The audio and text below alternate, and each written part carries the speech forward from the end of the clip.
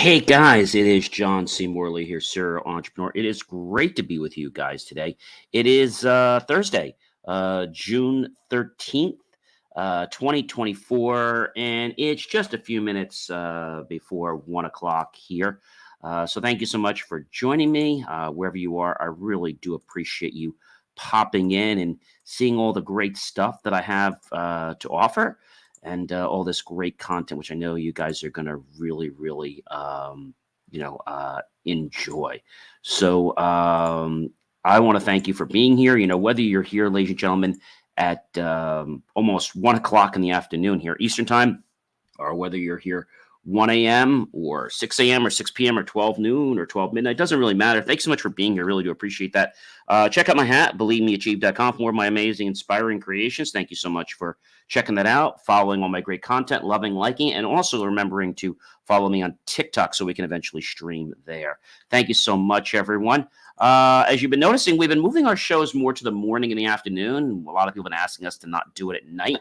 So sometimes we're going to do it during the day. I think that might be a really good thing. So our master topic for the week, everyone, in case you didn't know, it's understanding how our body relates and interacts with the environment. We're on series 3, which means we're in year 3, show 24. And the granular topic for today is understanding our body's proprioception. Yeah, that's a word. Say that a few times fast. Again, we're on series 3, show 24. We're on episode 6. That means tomorrow, that's when we tie everything all together.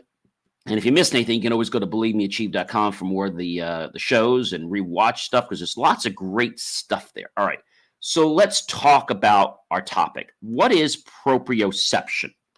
Well, I figured we'll go over to our friends at Merriam-Webster. That's always a good place to start, right? It's a great place to start, and we give them some credit. Again, the word is proprioception. Proprioception. And it's actually something a lot of people don't know about. It's the reception of stimuli, according to Merriam-Webster, a noun, produced within the organism. So proprioception, in a short sense, we're going to go deeper into this, talks about like how our body knows where it is. Does that make sense? How the organisms know where they are at a given moment, how our arm, legs, knees, head, body knows exactly where it is at a moment. So there are different types of proprioception. Proprioception has two main, let's say, organ types: muscular spindles and Golgi tendon or organs. The MS is located in the middle of the muscle fibers and its sensory afferent endings intervening to the intrafusal muscle fiber. That's where the MS is. There is different types of proprioception. So there are 5 proprioceptors mostly, okay? So we've got the muscle spindles, we've got the Golgi tendon organs, the junction between the muscle and tendons, the joint receptors, the vestibular system, and, of course, our skin. That's pretty amazing, right? So what does proprioception do in a nutshell? Well, in layman's terms, it allows us to get our agility, our balance, and our coordination. Now, that might sound like, a simple task, but it's not. If you ever wondered, why you're able to balance, or maybe even going down the stairs, and maybe sometimes you might lose your balance, or maybe you're not aware of something, like if the lights go out, like you lose your perception, right? Because of where you're going. But your body still knows where it is. Even if your eyes are closed, they have an ability based on the stimuli. So if you ever go downstairs and your heels are back to the stairwell, right? You will be able to sense things. Now, when your feet are out a little more, you're relying more on your proprioception to make sure you're within range of the steps and things like that. And it's something our body does quite naturally every single day, but a lot of people don't realize what it is. So which parts of our body has the most proprioception? Does everybody know? Where do we have the most proprioception? If you had to think about this. The most proprioception is in our what? Let me know. Anyone want to take a guess? I'll give you a hint. It's actually in our knees. Our knees. So there's a lot around the knees. So you can do a lot with your knees, obviously, right? So how do you test for knee proprioception? So you can ask someone to alternately touch their nose and the other person's finger as quickly as possible, and that is known as a distal proprioception test. Now, the person who's testing will move the joints of the hip, the knee, the ankle, and the big toe down, up. And the thing is, you don't even have to watch, but you should know whether your toe is in the upright position, the down position. So proprioception is kind of like a really fascinating sensor system that gives us a state of where we're in. Think of it like a garage door opener, right?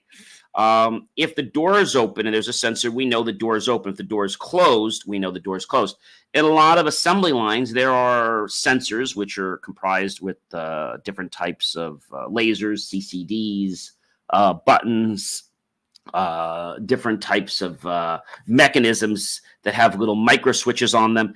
And when they're depressed, we know that it's in one state. When they are in another state, undepressed, we know it's in a different state. For example, like a door, maybe even like on your microwave oven. Well, there is a sensor there that has the ability so that when the prongs of the microwave go in, it can tell, or they can also have just magnets on the bottom. But usually what it's doing is it's telling by when the main pin of the door actually goes into the thing. But they also can have magnets as well. And that can tell the microwave whether it's closed or not. And so if it's not closed, the microwave won't open. So proprioception for us in a lot of appliances is about safety. Proprioception in our life helps us be safe. Did you know that? Yes. So proprioception is a key to keeping us safe. How does that work, John? Well, if you're able to balance a certain way, right? It allows us to perceive our location, the movement, and the action of the parts of the body. And so proprioception is very closely related to balance. When we have good proprioception, we have good balance. We have good agility, right? But some people don't have good proprioception. Like maybe if you're standing on your, let's say, your non-dominant foot and you're trying to balance, right? You might say that's balance. Yes, it is, but it's proprioception. And so proprioception, a good use, let me give you an example. Let's say a good example of proprioception every day, I would have to tell you is things like, if you're maybe jumping over something, maybe you're climbing something, you need to know where you're at, right? Maybe bouncing a ball.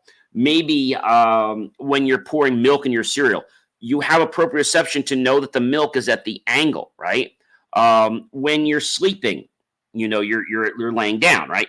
When you get up, your body knows you're at that position. When you do a bend, like in the morning, I do exercises. When I bend down and touch my toes, my body knows that my back is actually hunched to the bottom while I'm touching my toes, right? Bending over.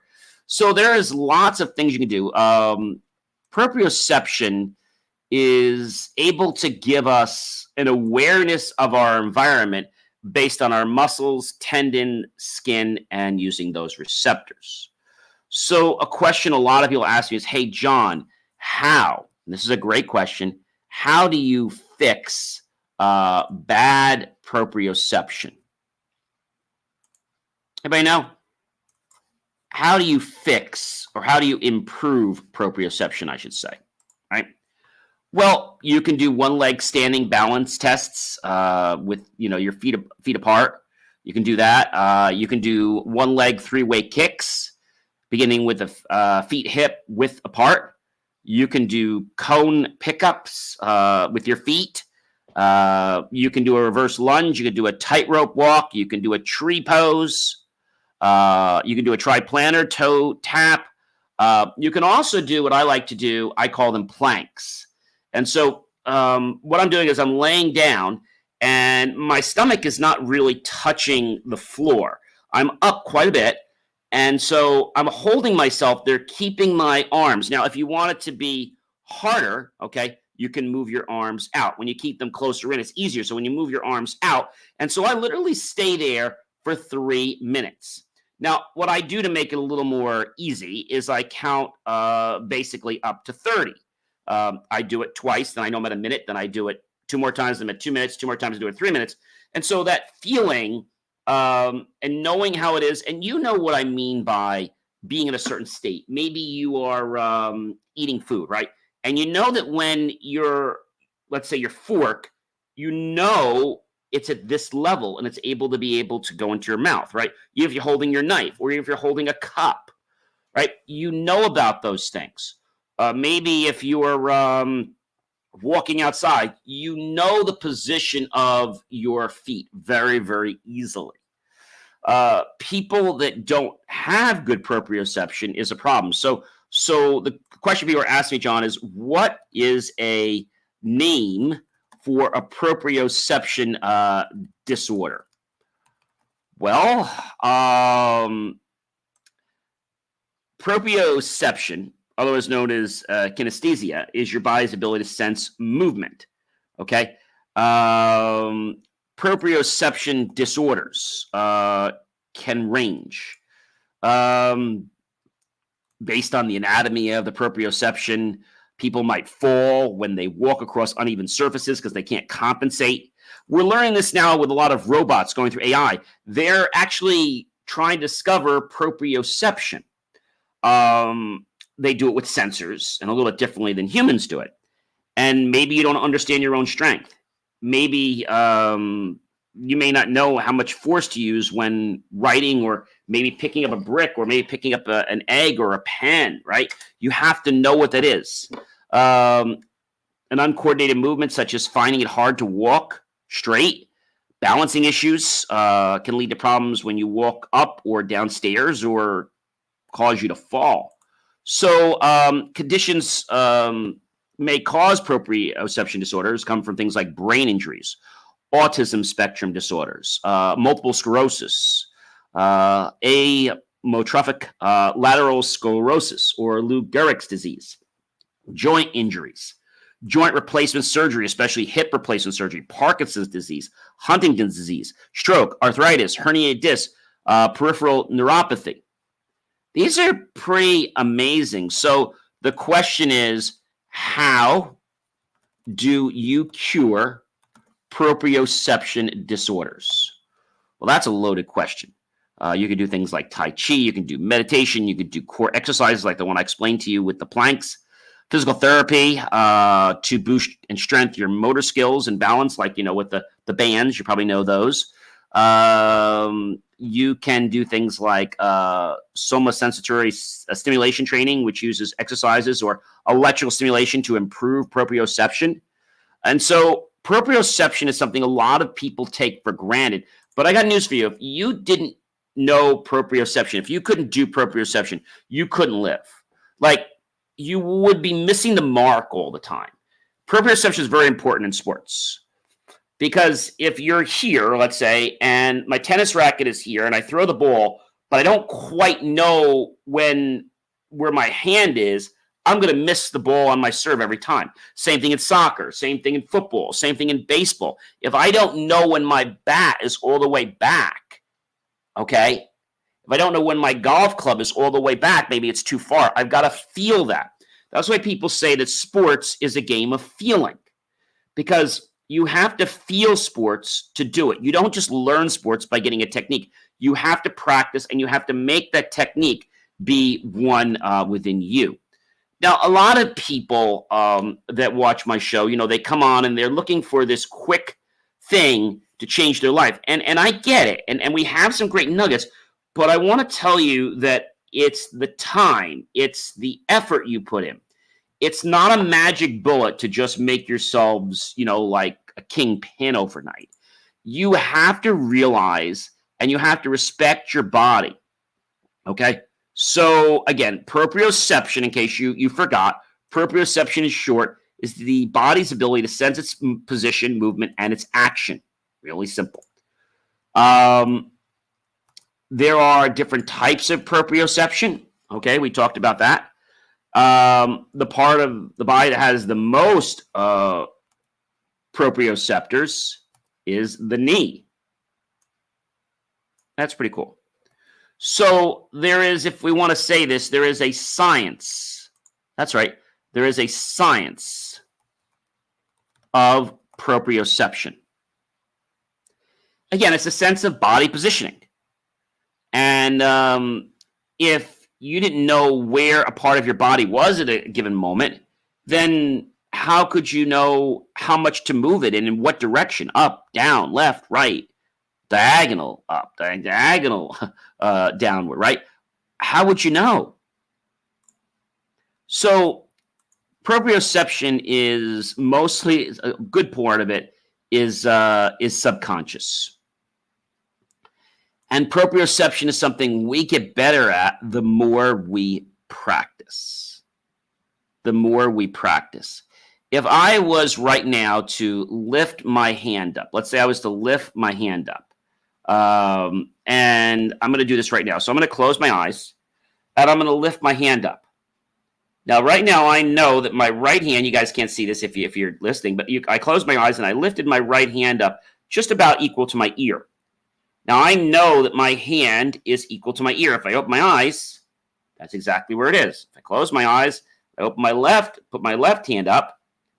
I know my hand, if I go a little higher, I open my eyes, I know my hand is just above my ear, and that's what it is. So my proprioception is in alignment. Now, the more that you practice, the more that you do exercises, the more that you're going to be able to, let's say, have confidence in your proprioception. Now, people that don't trust their proprioception typically have had issues in their life. They haven't understood what's going on. They haven't understand lots of things. And that's not a bad thing, ladies and gentlemen. That's the point that you just haven't practiced. So people often ask me, hey, John, why have I not developed my proprioception? Well, assuming you didn't have any kind of disability or injury or medical condition that affects the muscles, the nerves, or even the brain that would cause a long-term or permanent proprioception impairment, you have to realize that there is some training required to use it. Now, of course, there is some ready to go, but the better you let's say, you exercise, the more that you work on hand-eye coordination. So there was another thing I want to share with you, and I took this test many, many years ago. Basically, it was this thing where I was with a doctor, and they gave me these glasses. Now, one was red and one was green. It was just like these, these play glasses. They're not like glasses you'd wear all the time. So one was red and one was green. And then I had basically a flashlight, two flashlights. A flashlight in my right hand, a flashlight in my left hand. So remember, in the left was my red, and my right was my green. So in my left hand, okay, there would be a green little plastic circle that went around the flashlight, put it in there. In the right hand, it was my a red circle, plastic. So then when I would walk, I would basically cross. So I would cross. I would see the cross. I would take the one, the other. I'd cross. So I keep crossing them as I walked with what I'm seeing. Because remember, my left eye, okay, was seeing the opposite. So this hand, the right hand, remember, the left hand had one color, other another color. So if the left hand, let's say, had red in it, okay, so the left eye had red, right eye had green. So my right hand had the left flashlight with the red, okay, and my left had the green. I had to keep crossing. And that was a way of developing my proprioception. Another great way was they had this like a disc. And what you had to do with the disc is you had to basically put the pins or the little, kind of like a light bright, but it went very slow. And you had to kind of put the pegs in the right order as the thing was spinning. So you had to, improve your coordination that way. So before I do wrap up for today, people ask me, what can I give you? So what is the best proprioception exercise you can do? I told you there's a lot of exercises you can do. I like the one where you stand on the one foot and you just kind of balance. I like that one a lot. The one leg standing balance test. The one leg 3-way kick. You're on one foot and you're kicking forward and kicking back. The cone pickup. So you can do that with your feet, or you can actually put the cone on the floor and then you put the cone, you keep picking it up. But as you do it, you're putting your one foot back, picking it up. Then you're doing it with the other foot, and then you're using the other hand. So for example, if I put let's say if I'm standing and I put my left foot back, then I would use my right hand to pick up the cone. If I put my right foot back, okay, then I would use my left hand to pick up the cone. And you already might think that, gee, that sounds a little funny because, most of us have a predominant hand or leg, and you probably know what it is. Now, I'm a predominant right-handed, but you can actually develop your other sense so that you can be more of like ambidextrous, but that takes practice. So, guys, I hope you really enjoyed this. I know I enjoyed sharing this with you. I am John C. Morley, serial entrepreneur. It's been a privilege, been a pleasure, been an honor to be with you this fantastic Thursday afternoon. I hope you'll like, love, support the channel. Comment below, tag your friends, colleagues, associates, share this out with everyone you know on social media. Be sure to like me on TikTok as well. And I'll catch you guys real soon in a brand new episode tomorrow. We will wrap up the whole master topic of understanding how our body relates and interacts with the environment. Stay tuned. You're not going to want to miss this, everyone. Take care and enjoy the rest.